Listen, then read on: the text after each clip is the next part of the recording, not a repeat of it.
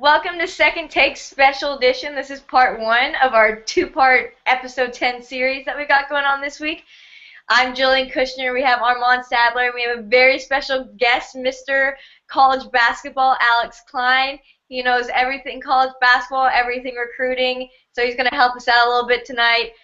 Thanks for joining us, Alex. No problem, guys. I'm excited to be here. So tonight we have a big game. It's the national championship in college basketball. On Saturday, it was the Final Four, and we had Florida and UConn, and UConn won by 10 points, and then Kentucky and Wisconsin had a close one, in which Kentucky won in the last second, 74-73. So tonight we have Kentucky and Connecticut. That's the 8th seed and the 7th seed in the national championship, which is pretty rare. So who do we think is going to win, guys? Well, I personally feel that Kentucky's going to come out on the winning end. They just have a lot of impressive young talent, the two returning sophomores from last year, along with all the All-American, McDonald's All-American prospects that they picked up this season. The one thing that they need to do is lock down Shabazz Napier. As we saw, Florida locked him down pretty early, and UConn was trailing, so I think that Kentucky's going to do a good job of that. They have a lot of good defenders. They also need to shut down DeAndre Daniels, who had a double-double, 20 points, 10 rebounds. They need to lock him up in the post when he's shooting and grabbing rebounds, and I think Kentucky's going to be very successful. Yeah, I agree completely with Armand on that one. I think, Kentucky just has way too much depth for UConn. Obviously, DeAndre Daniels' size has helped him a lot here. But you look at, Dakari Johnson, you look at Marcus Lee, you look at Julius Randle. Obviously, Willie Cauley-Stein's not playing, but it's an unfair advantage down low. Shabazz Napier, Ryan Boatwright, that goes a long way as far as guards. Kentucky can combat that in many, many ways. And, those guys are just playing really well now. The Harrison twins have both been really reliable this tournament, and there's recent. So I'll go with Kentucky. I think it'll be a close game. Shabazz is going to play well as expected, but down low I think is where it makes a difference. I'm going to agree. It's unanimous on second take. I'm going with Kentucky just for the sole reason, watching the UConn-Wisconsin game was so great and so awesome, but it was too close for me to be like, this is our national champion. But the way that Kentucky played against Florida, I mean, they were just on fire. Like, it was a done deal. Florida didn't even look like themselves, honestly. Like, they just looked like children compared to Kentucky. They were destroying it. And even though Kentucky's so young, they are technically the children. But I've been very bitter because, as y'all probably know, Julius Randle was going to go to Texas. He was highly recruited there, came for a little visit, and now he's going to national championship, and we're not. But, I wish him all the best. And I'm going with Kentucky, man. Yeah, definitely. Definitely. Kentucky would definitely come out on the winning end. It's been a great NCAA tourney, as it always is. Lots of surprises. We got Dayton going as far as they did. Duke losing in the first round. A lot of crazy things, which is generally what happens always in the NCAA tournament. And I think it's going to end with a very good national championship game. Oh, it shouldn't end any other ways. And Alex, since you go to Syracuse, do you want to defend or explain what happened to Syracuse? Because Armand's been known to hate on Syracuse basketball on this show. A little bit. I think when you don't really play much of your bench throughout the year, and then you lose not one but two starters to injury, being Dajuan Coleman, who was out for the season, and then Jeremy Grant, who missed a significant amount of ACC play, as well as still had some injuries going into the ACC tournament and beyond. It really hurts just because you put in some of the younger guys who don't really have that much experience. Obviously now, Tyler Ennis wasn't really, expected to do much, wasn't really known by college teams, and they didn't have much film on him going into the year. Now, halfway through the season, you got teams who have played against him already, got teams who have tons and hours of film on him, so they know his tendencies. C.J. Fair takes a lot of erratic shots. First half of the season, a lot of those went in, and he looked great. Second half, not so much.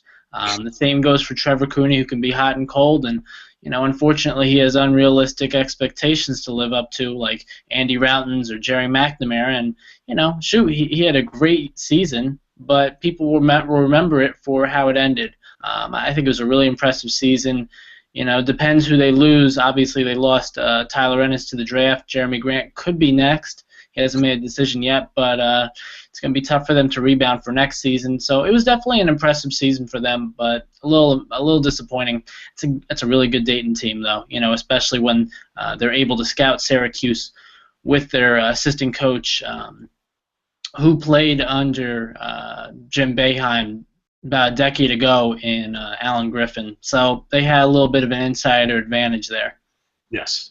One thing I can say about Syracuse, despite the fact that I hate on them so often, is that they're always a good basketball team. They always will be a good basketball team, and they'll always be in the mix to potentially go far.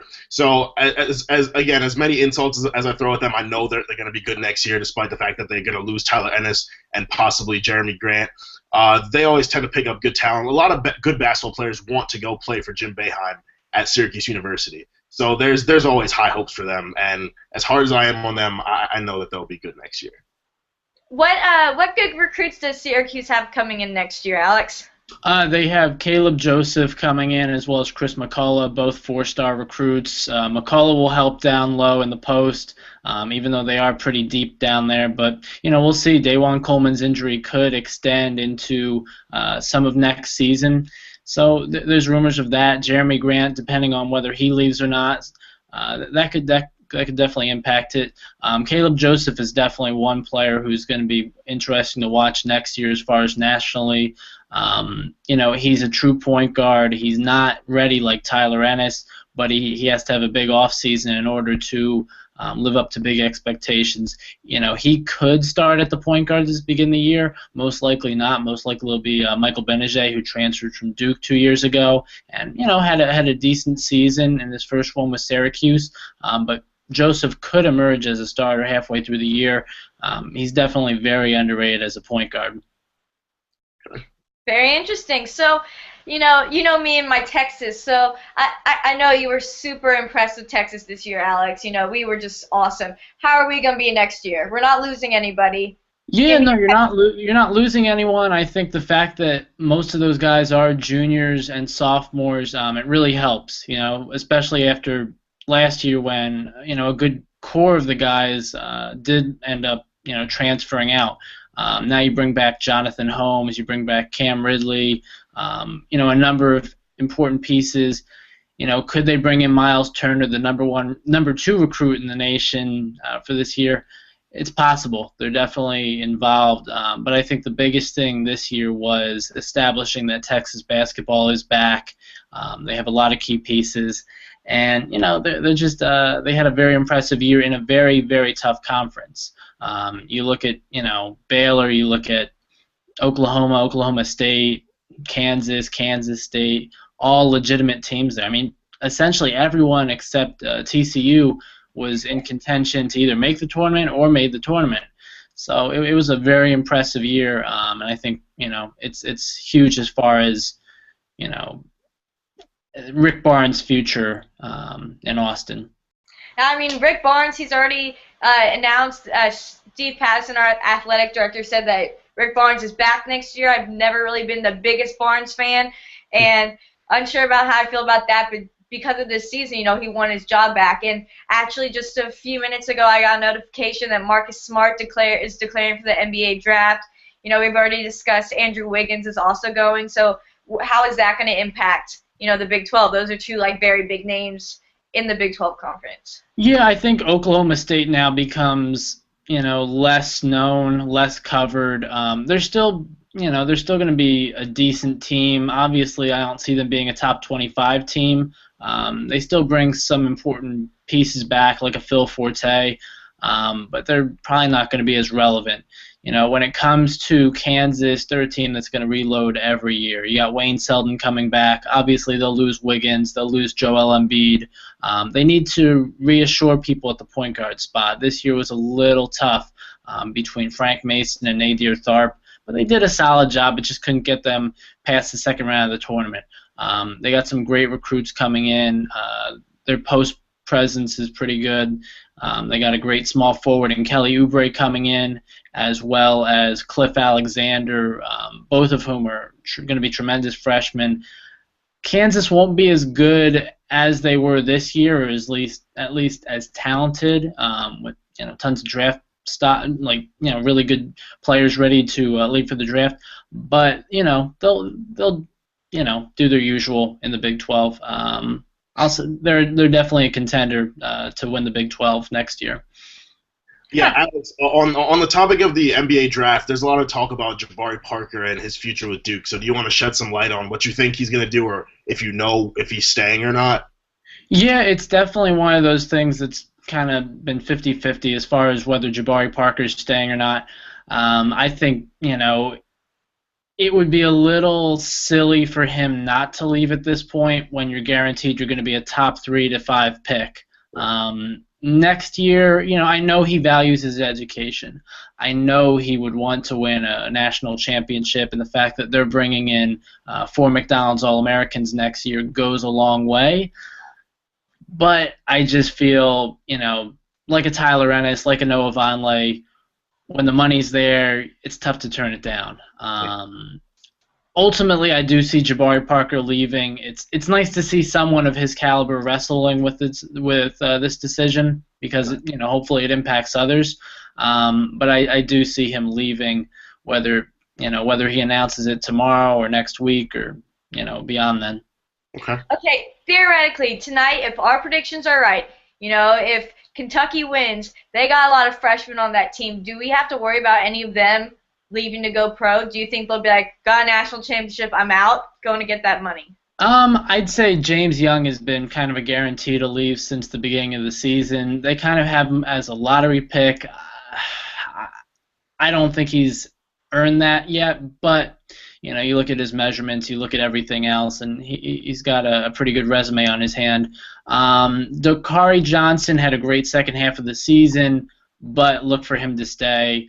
I would say the Harrison twins right now, probably 50-50. I'd say Andrew is leaning more to the draft as opposed to Aaron.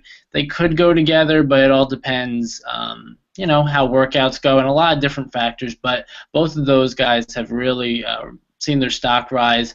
Obviously, Marcus Lee is another guy who came in as an All-American. He's not going anywhere, but he made a lot of great progress the past few games, especially against Michigan and against Wisconsin. He really, really played well and showed that he can be a part of this team and he can make a great contribution next year, even though Kentucky's bringing in 2 really talented post players in Karl Towns and Trey Lyles next year, both All-Americans.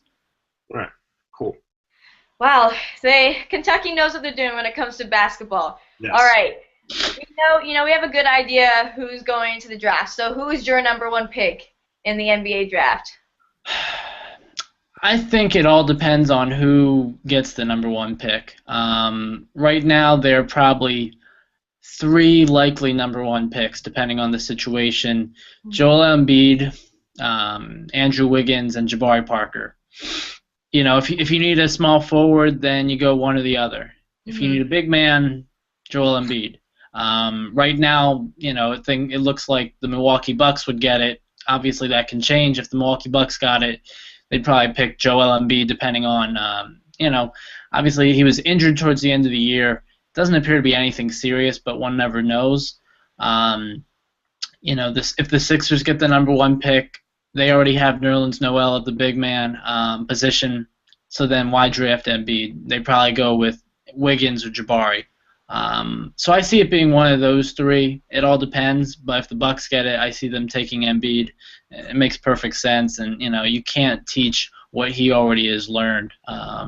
He's only played for a few years, but just his raw skill, talent, and really, his IQ and intangibles just take him a long way.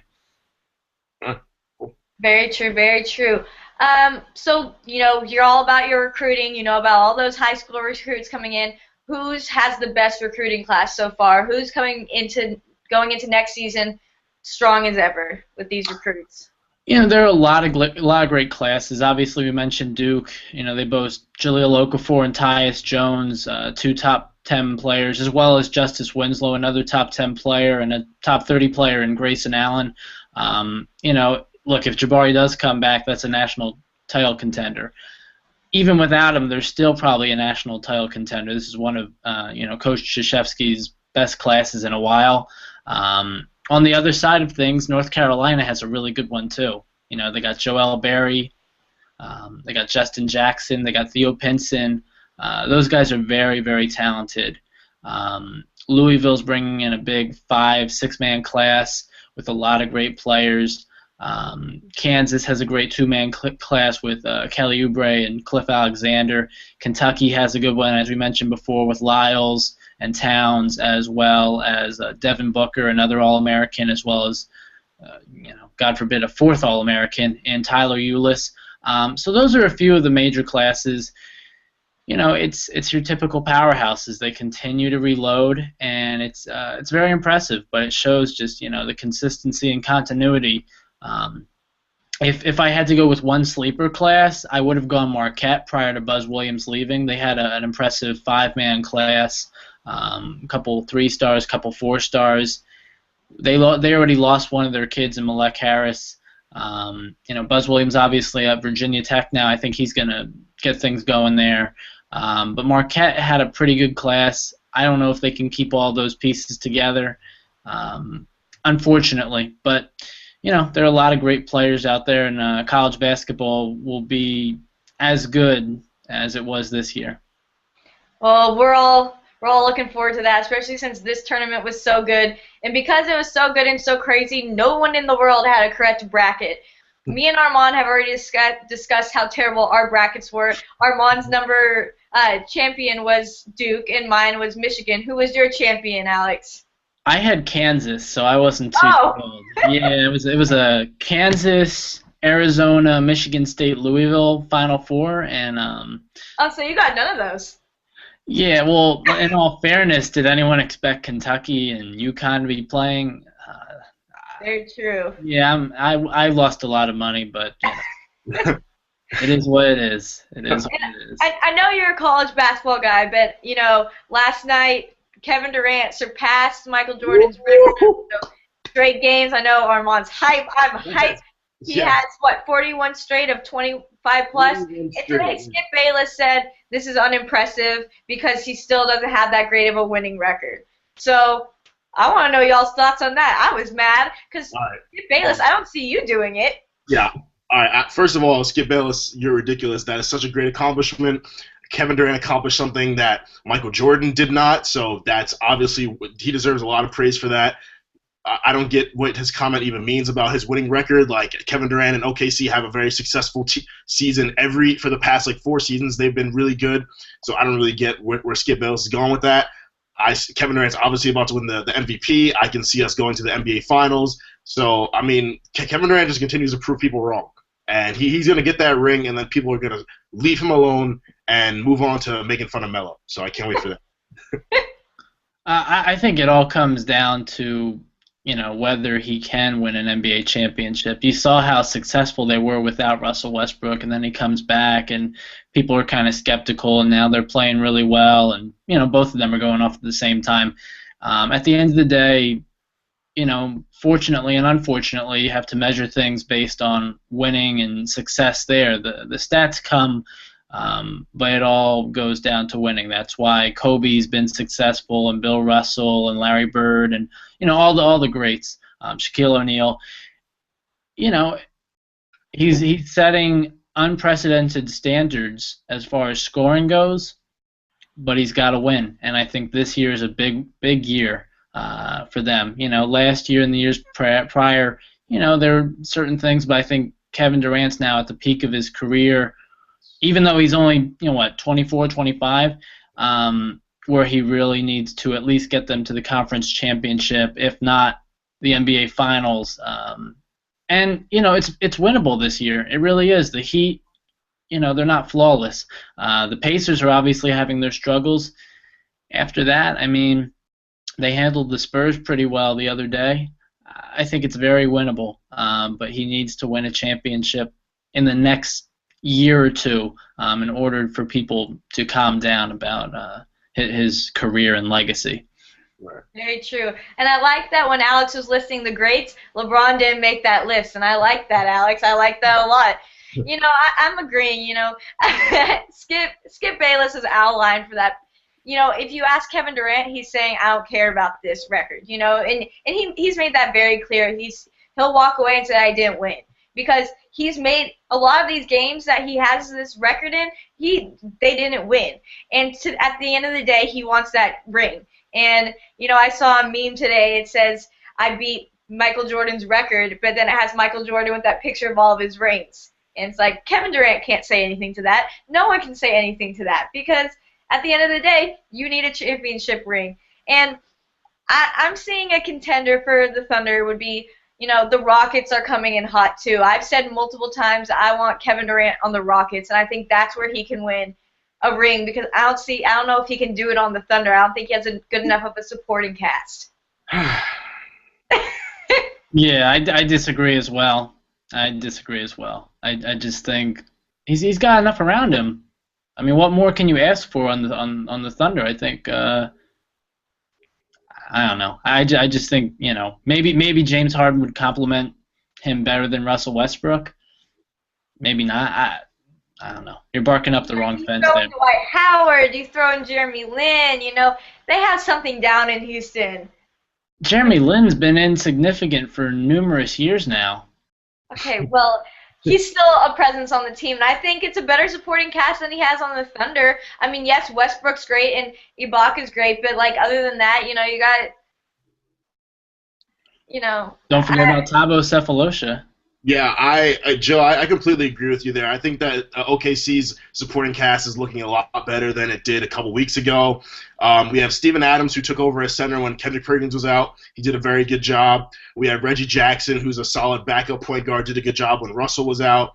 Jeremy Lamb, I think, with more minutes and more polishing, he'll become a good player for us. Ibaka, obviously. We got Westbrook. Sefolosha's hurt, but he's good. Perry Jones III. OKC has a lot of talent, a lot of people that are improving, and I think that our supporting cast will improve and get better every season. But they need to get rid of Kendrick Perkins. Kendrick Perkins has not been relevant to me for a while now, and he's a waste of a roster space. Throw him to the Sixers or somebody who really needs anybody. It's right now he's adding nothing to the team. I agree. I was completely I completely disapproved of the trade where Jeff Green and Nenak Kirstic were sent to the Celtics, and we picked up Kendrick Perkins, because I've never been impressed with him. I don't think he's a center that'll lead us to a championship. I don't even think he should be playing center personally. I don't think he does much, but again, I'm not part of the organization, so. So no one listens to you. Yeah. Yeah, I mean, I can't deny that the Thunder are a great team, and I like them. I'm always rooting for KD. I always put my horns up for him. But I just see him on the Rockets being more successful, because, the Thunder do come in and just have, these random bad games, and no one knows what happens, just like the Pacers have been having. The Pacers are in this weird rut, and it makes no sense, but that's part of the game of basketball. But it's just, right now, I think the Spurs are still top of the league, and the Spurs seem to be the team to beat.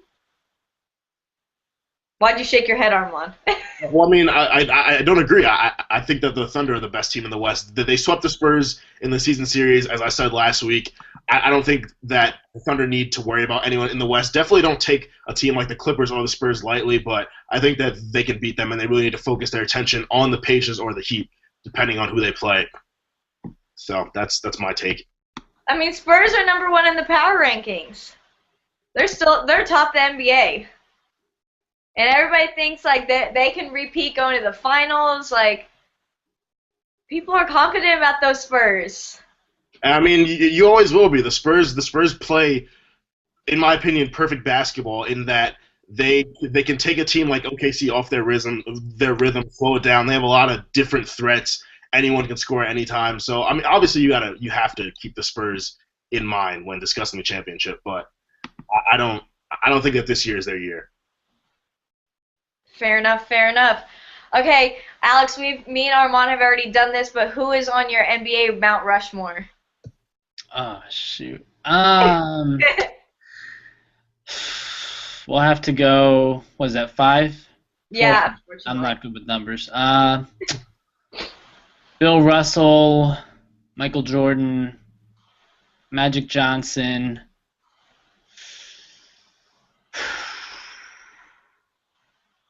Larry Bird, Oscar Robertson. Okay. You had 4 of my 5, so I like it. I'm thinking Kareem. Yep. Kareem. Because he has the championships and the stats. What about Wilt? I got 6 for now. You didn't include Wilt Chamberlain.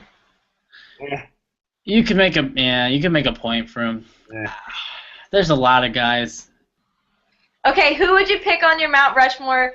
I mean, I'm not saying you're taking someone out, but if you're choosing between Kobe and LeBron, who are you picking? Are we picking present day, past, future?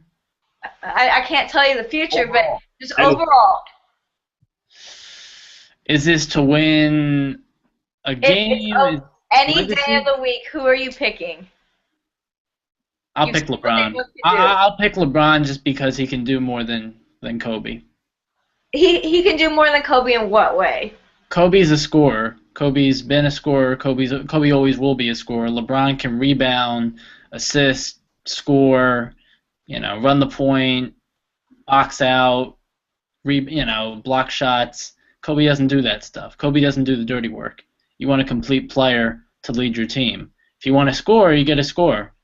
There's a reason J.J. Redick's been in the league for almost a decade now, because he can score the ball. Now, Kobe can score it a lot better, but LeBron can do much more. Yep. So you're putting LeBron on your Mount Rushmore, your wall of greats. No, because I didn't have Kobe on mine. No, I'm saying, but before you would ever pick Kobe, you're going to pick LeBron? Yes.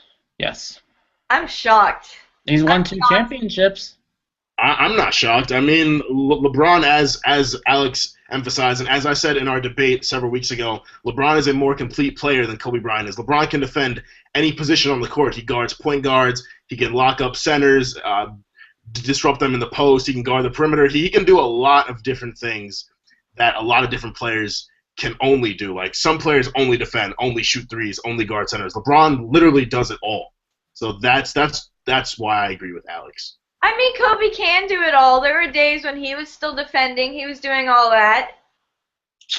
You ever notice how when he'll score 30, 40 points, he'll have 1 assist? You see LeBron, he gets 30 points, 15 rebounds, 12 assists, something like that. They're built very differently. Yeah, exactly. That's why you take LeBron. Because LeBron can play the 1, the 2, the 3, the 4, the 5. Kobe can play the 2 and the 3. I can't find it in myself to ever take LeBron. I gotta pick Kobe every day of the week. I'm picking Kobe. He's a scorer. You need points to win. Yeah, but you need everything else as well. You need rebounds. You need assists. This is why you wouldn't be a GM. You need someone who's more complete of a player. Yeah. That's why I'm saying if you take J.J. Redick, I'd rather take LeBron and J.J. Redick as opposed to Kobe and J.J. Redick, because J.J. Redick's going to give you scoring just like Kobe will. It won't be as significant, but with LeBron, you'll get everything else. Well, everybody, Alex Klein just crushed my dreams to ever be a general manager of a basketball team, so you will not see me leading an NBA team. You heard it here first on Second Take. My apologies. Dreams crushed. Yeah.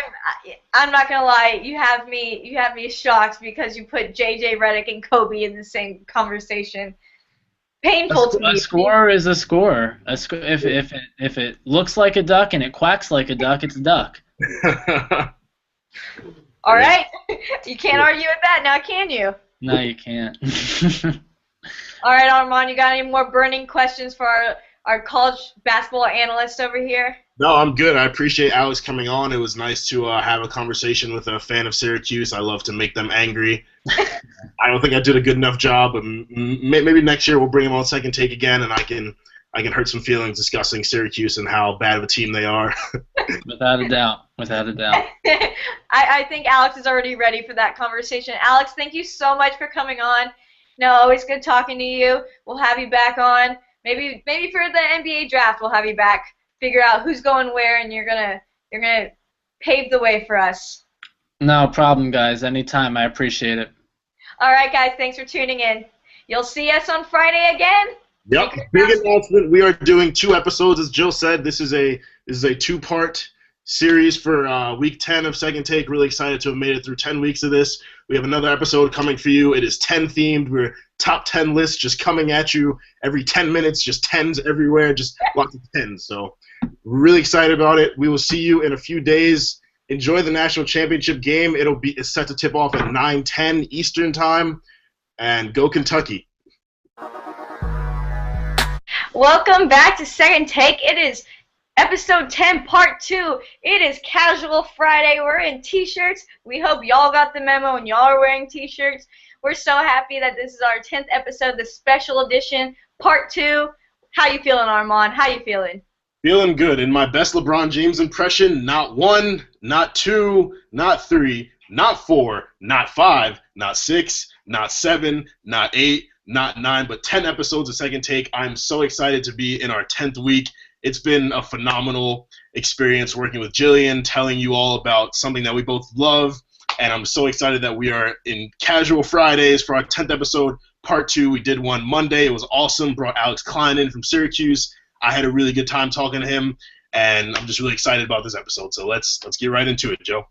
So, Armand, what's your Casual Friday shirt? I am actually wearing a New York Yankees t-shirt. It is a Jeter jersey in honor of one of my favorite players who will be retiring at the end of this season. Hopefully we get a World Series ring for him. How about you? What are you wearing today, Joe? I'm wearing my Thank You, Matt t-shirt. Nice. In honor of the great coach, Mac Brown. He is already resigned from Texas. Miss him. I feel like we're doing some commemorating today in honor of our 10th episode. Definitely. All right, guys, let's dive in. Actually, there was not much news this week. We discussed the before the national championship, and UConn actually won. It was a very close game. Kentucky couldn't pull it through, so UConn won. Following the draft, we've got a lot of people declaring early. Joel Embiid is declaring early, as Alex discussed, if he was going to go or not. Julius Randle from Kentucky is rumored to declare early. You know, he's just a freshman, so he's getting out of there. What else we got? We got Kevin Durant. We discussed that he passed Michael Jordan's record, but he could not go to 42. He scored 23 points, too shy of making it 42 games straight. He sat out in the fourth quarter, and he actually said afterwards that he was so happy that streak was over. I guess it was becoming a burden for him. Either way, Kevin Durant, you're the best. You're the MVP. Speaking of that, my favorite, LeBron James, actually said that Kevin Durant deserves to be the MVP, and y'all know how I feel about about LeBron James. And the fact he said that I have a lot of respect for him to say that. Yeah, LeBron James made a comment saying that Kevin Durant deserves the MVP award because he was the most consistent this season. I think that's very respectable of LeBron James to say, especially because earlier this season he was saying that he should be the NBA Defensive Player of the Year because he defends every position, which is a very cocky statement. So this is showing that LeBron James is still the humble person that we knew him to be. He's completely right. I completely agree. I always thought Kevin Durant should have been the MVP, so thank you, LeBron, for being so honest. And speaking of LeBron, the Heat are in a bit of a funk. The Pacers actually got out of their funk, and now the Pacers are 1 game ahead of the Heat in the East. It is neck and neck between those two. Honestly, not too important who gets the number 1 seed going into the playoffs. They're both in the playoffs. They're both going to play a heated game, and I'm so excited for that. And I know Armand is too, because we all want to see Pacers Heat again. Oh, yeah. And then also we got some baseball news. Armand and I were just discussing this, that in the Yankees-Red Sox game the other night, the Yankees won 4-1. Woo! But the pitcher, Mike Pineda, was photographed with some dark substance on his hand. He says it's dirt. Red Sox say it's pine tar, but no one's going to suspend him. Weird little situation. We did some research. Pine tar is used to help with the grip on the ball. I mean, we saw the picture. It doesn't really look like dirt. Yeah, pine tar is it's for batters to have better grip on their bats, but actually pitchers aren't supposed to use it. It's against the rules. I feel that because of the Yankees and the Red Sox rivalry and their history, that they just like to get an advantage over each other in any way possible. I think that if the Red Sox would have ended up winning that game, they wouldn't have brought up the fact Michael Pineda had a foreign substance on his hands, but since the Red Sox lost, they're a little angry, so they decided to bring it up. It's a very valid argument. The umpires didn't acknowledge it, so they can't do anything to Michael Pineda. It's over. The Yankees will apparently be talked to, but it's over. Sorry, Red Sox, you just couldn't beat us that day. That's it. And the Yankees are having quite a little hot streak too, starting the season off pretty well. You know, the first series wasn't too hot, but we've come a long way. Yep. All right, speaking of that, since it's our 10th episode, we really wanted to do our top 10s of everything. We got top 10 college football teams, top 10 college basketball team, top 10 professional basketball players, top 10 everything. So we're going to dive in. We decided to make these lists going into next season for the sports that are already over, just currently who's the top 10 in their sports. So, Armand, you want to start us off with some college football top 10? Definitely. College football top 10. We got really all that matters to me is Florida State. I don't really care where anyone else is. I know Oregon's going to be up there. I can't really give a specific number. I know USC will be up there. But really all I know is with Jameis Winston returning to Florida State, I know that they're going to be a very, very good team, very dangerous. They won last year, as you saw. So I know for a fact that they're going to go into next season number one. You can give the rest of your top 10, but to me all that matters is Florida State. Likewise, I have Florida State at number one, Jameis Winston returning. I just don't see many people being able to beat them. I have Florida State, Michigan State, Alabama. Alabama, even though A.J. McCarron is gone, people always said he wasn't that much of an impact on the team, even though he was quarterback. I'm sure, you know, their next quarterback is going to be just as great. I don't think they'll have a problem bouncing back. Oklahoma State's going to come off hot. Baylor, good season last year. I think they're going to get even better. I got Clemson, Oregon, Ohio State, Auburn, and of course I got to cap it off with Texas. We're going to make moves next year, guys. You're going to want Texas in your top 10. We're going to end the season at number one. We're going to the BCS National Championship. We got Charlie Strong. You know, we're brand new this year. We're ready. Yeah, I definitely feel like Texas with a new face in there, a new regime. I think that they're gonna really turn a lot of heads. There's going to be a lot of new energy in that team. I think they're going to do very great things next season. They're always a good team. BCS, they always fall short. I think BCS has something against the Texas Longhorns. Oh, but they do. And we can't forget that this year we have the college football playoff system will begin. It's a 4-team playoff system right now. It's a lot of people are still kind of confused about it, but we do have that coming in next year, so maybe the BCS will be nice. Maybe Texas will finally get its time to shine, because Armand's right. The BCS hates us. We know it. They know it. Everyone knows it. Yeah. All right, you want to move on to the next one? We got the top 10 NCAA basketball teams following. I mean, the season just ended, Monday? So pretty fresh list. Yeah, well, I feel that although Kentucky did lose the national championship, I think that with a lot of the good players that they're returning, that they're going to be the number one ranked team next season. They just have so much young talent, and they're going to be very good for plenty of years to come. A lot of people want to play Kentucky. You can't forget Duke. Jabari Parker might be returning, might not, but regardless of that, they have a lot of good pieces behind him. Duke's always a good basketball program. Syracuse, you can't forget them either. As much as I hate on them, I know they're going to be a good team with Jim Boeheim, and again, I'm going to play Syracuse. A lot of these teams are teams that players want to play for, and they're schools that people want to go to, so they're going to be very good. You can't forget UNC, but overall, I definitely see Kentucky being number one. I actually have UConn at number one. They did win the national championship. Even though Shabazz is leaving, I see, they're going to get all the best recruits, and I think they're going to come back really strong. I have UConn, then Florida, followed by Duke, then Kentucky. Even though Kentucky lost, as you said, there's young talent, and I have no doubt that they're going to be top 10 team next year. Then I have Michigan, Arizona, Michigan State. Michigan State had a great season this year. They're losing some players, but overall, I'm pretty sure they're going to come back strong. Then UVA, Wisconsin, and of course Syracuse. Syracuse is losing Tyler Ennis, but Syracuse, as Alex discussed on Monday, they're going to be fine. Yeah, definitely.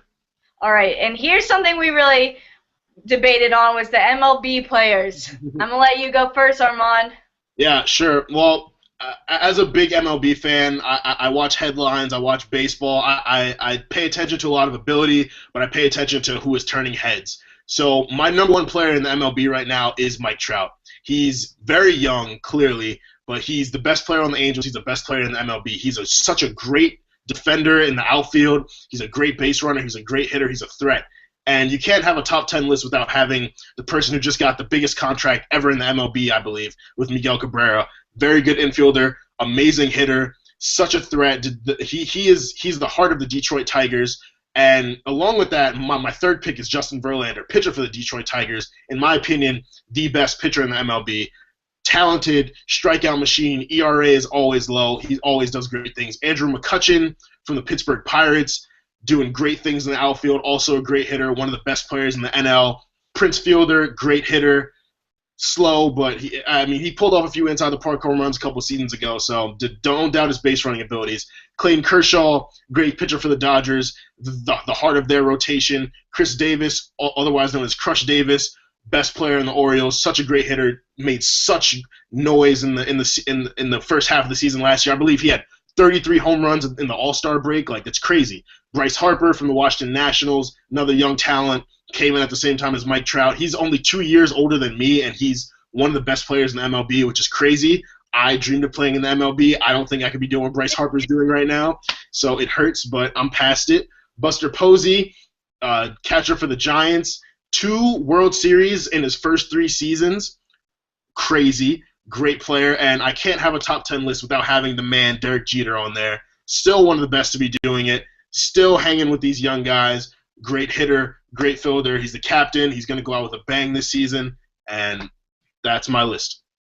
All right, similar to Armand, I have Mike Trout at number 1, Miguel Cabrera, and of course, y'all know I love Yasiel Puig. I know he only played 1 season. We're still yet to see him this season, but I have no doubt he's going to come off hot. I think he's going to be great. Then I have Derek Jeter. I have him higher than Armand does just because, Jeter, he's Jeter.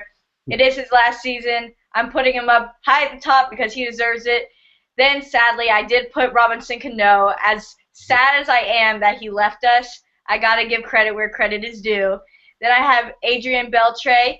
Then CC Sabathia, who Armand decided not to include. CC, great pitcher for the Yankees. Been very successful. I got to put him on the list because he is one of the greats so far. Then I have Jacoby Ellsbury. Then Prince Fielder, who I didn't want to put on there because I say he's fat, but he's still really good at baseball. Then I close out with Yu Darvish. Okay, respect. I respect that list. I think that you have a lot of good pieces on there. Jacoby Ellsbury, very good outfielder. His hitting is shaky, but that's not what he's known for. Top 10, I wouldn't put him, but I think he's very great. I'm happy to have him on the Yankees. He's a very good replacement for Curtis Granderson in the outfield. So Yu Darvish, also a great pitcher. I wouldn't put him top 5 among the pitchers in the MLB, but he's pretty good. I think that he did great things for the Rangers last season. He'll also be good this year. So most of your picks I agree with, but yeah.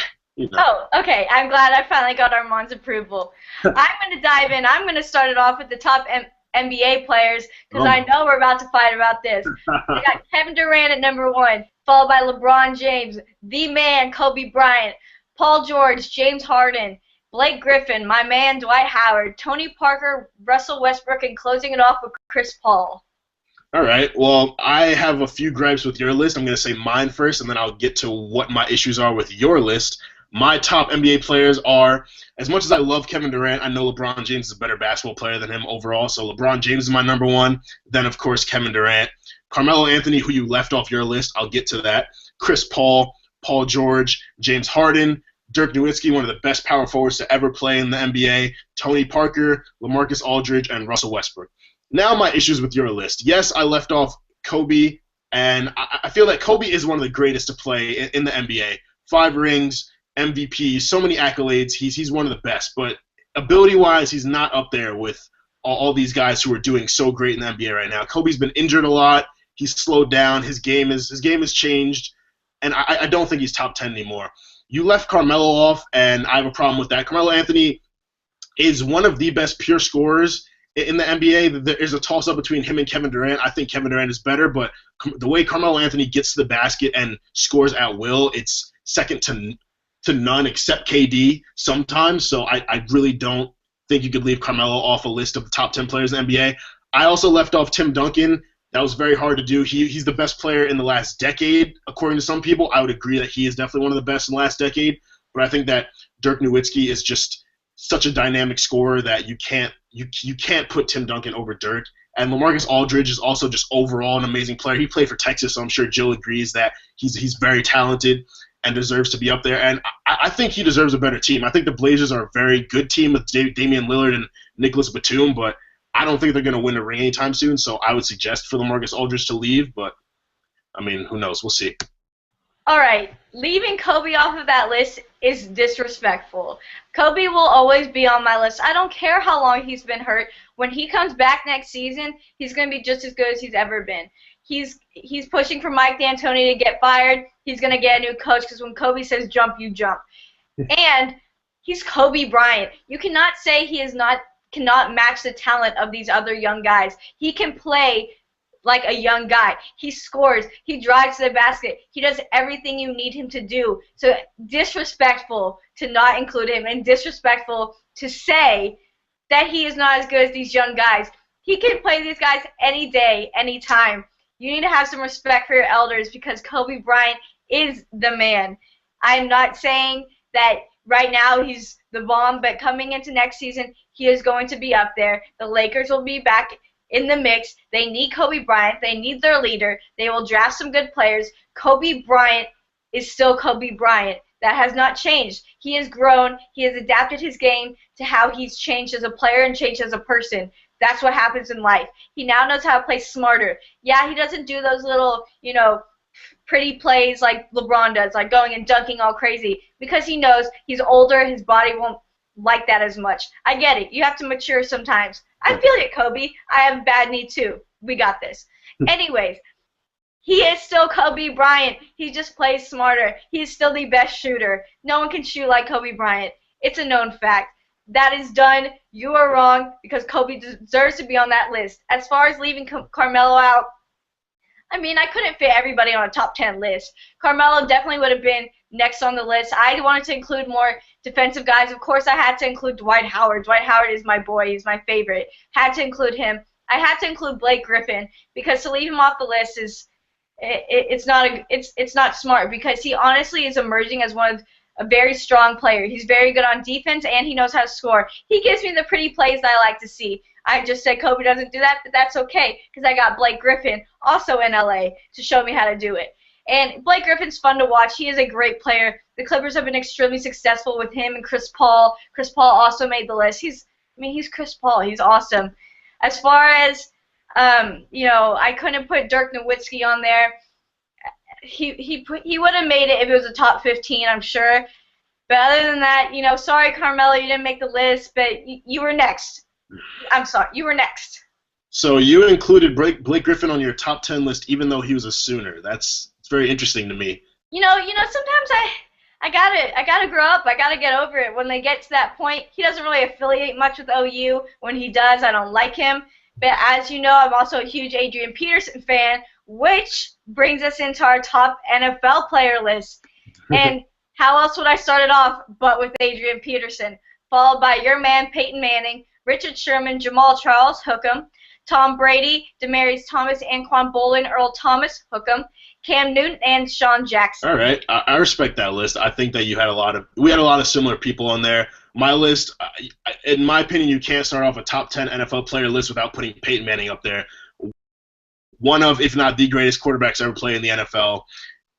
There's just no argument for me. Peyton Manning is when he's on the field, great things happen. Greater than what Tom Brady does, who's my number 2. Greater than what Drew Brees does, who's farther down my list. But anyways, we got Tom Brady, my number 2. Adrian Peterson, my number 3. Best running back in the NFL, no argument. Calvin Johnson, best receiver in the NFL, no argument. Drew Brees, my number 5. Aaron Rodgers, my number 6. Number 7, power move, Richard Sherman. I think that he's one of the best players in the NFL.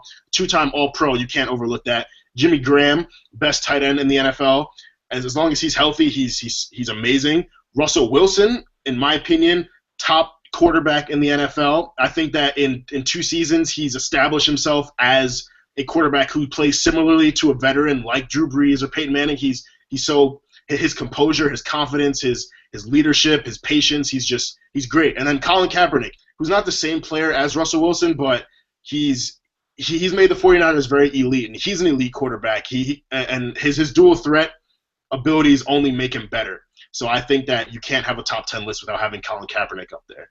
See, the thing I find so funny about your list is you started off with Peyton Manning, and you say anytime he's on the field, greatness happens. But I recall a certain conversation we had about Tony Romo in which you related Peyton Manning to Tony Romo and said that he is not there when his team needs him. He is known to choke. So that's interesting to me. Anyways, as y'all can see, I'm usually more focused on receivers. Our mom likes to throw in the quarterbacks. You said Calvin Johnson's best receiver in the NFL.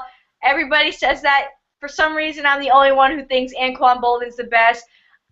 I know that's a bold statement, but Anquan Boldin, he does nothing but wow me. I love him. I am all aboard the bandwagon for Anquan Boldin. I had to have him on my list. I also had to include Earl Thomas. You know, he's part of that insane secondary on the Seahawks. He's the best safety in the game. He's awesome. Had to include Demaryius Thomas, another great receiver. Great receiver. I had to include Tom Brady, you know, pay my respects. I kept the quarterback short. I also included Cam Newton because I know they're going to come off hot next year. The Panthers are going to be talking business next year. Had to include Deshaun Jackson because he's going to come back pretty vengeful next season. I wouldn't be surprised if he had his highest record scoring season next year because he's going to play hard. I think the Redskins is a perfect team for him to do so. And, you know, sorry I didn't include, you know, Russell Wilson, but I see these as more – right now we have some of the best receivers to ever play the game, and I had to give them credit. True.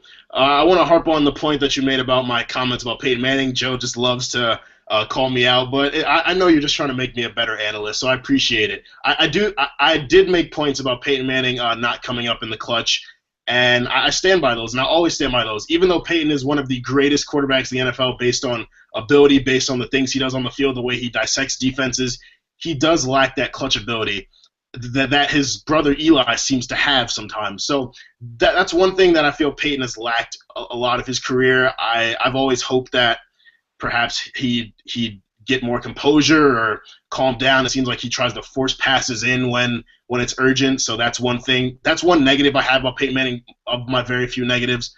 But I appreciate you calling me out because, you know, it's always nice to get some constructive criticism. I mean, I gotta keep you on your feet, right? You gotta be on your toes when you're talking to me, because I'll pull out everything. I got every episode of Second Take right in here. All right, Armand, close it out. Tell me your top 10 number 10s. Ooh, top 10 number 10s. This was a hard one. You don't know how hard it is to find great players who wore the number 10. It's not that popular a number, but surprisingly, it's not. It's more popular in college than it is in the pros, I've seen. Yeah. So I managed to find a few number 10s, great number 10s here. We got Pele, one of the greatest soccer players to ever play. We got Chipper Jones, who played for the Atlanta Braves. He's one of my favorite baseball players. Lionel Messi. I got RG3, Robert Griffin III, when he was on Baylor, because he was a legend on Baylor. The things he did there were just crazy. Clyde Frazier, New York Knicks. Fran Tarkenton from the Minnesota Vikings, quarterback. Miguel Tejada, shortstop, played for the Orioles. Coco Crisp, just because his name is Coco Crisp, I think that's a great name. He was a pretty good outfielder too.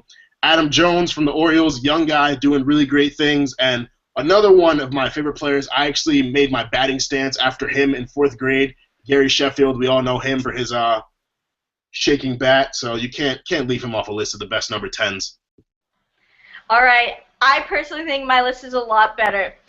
At number 1, I have Vince Young. At number 2, I have Vince Young, followed by Vince Young, followed by Vince Young, followed by Vince Young, followed by Vince Young, followed by Vince Young, followed by Vince Young, followed by Vince Young, and followed by Vince Young. Wait. Who's your number 5 again? Vince Young. Okay, all right. I was just checking because I didn't quite get that. It sounded like everyone you said was Vince Young, but I just had to make sure.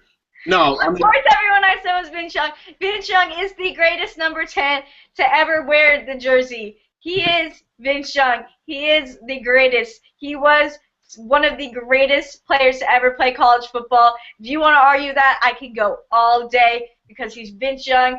He's still number 1 in my heart, even though he's number 10, not on that field anymore, but he'll get back there. I got you, VY. I got you.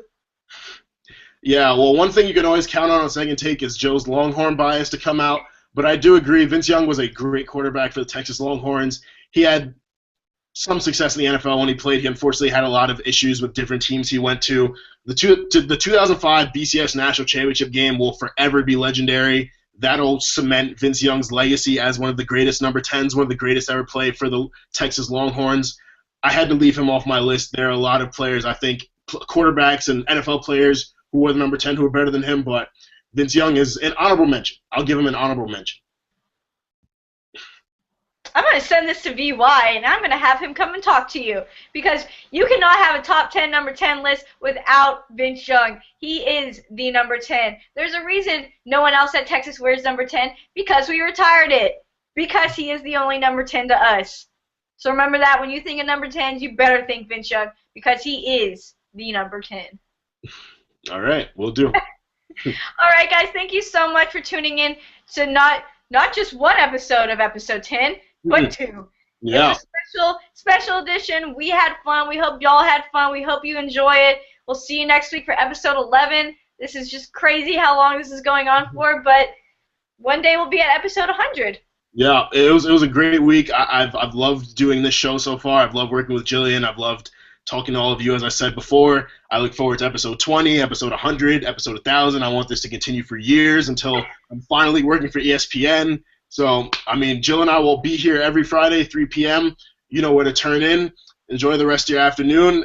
Enjoy watching sports. The college basketball season has ended. MLB is heating up. NBA playoffs are coming up soon. So there's a lot to look out for. Again, thank you, and have a great afternoon.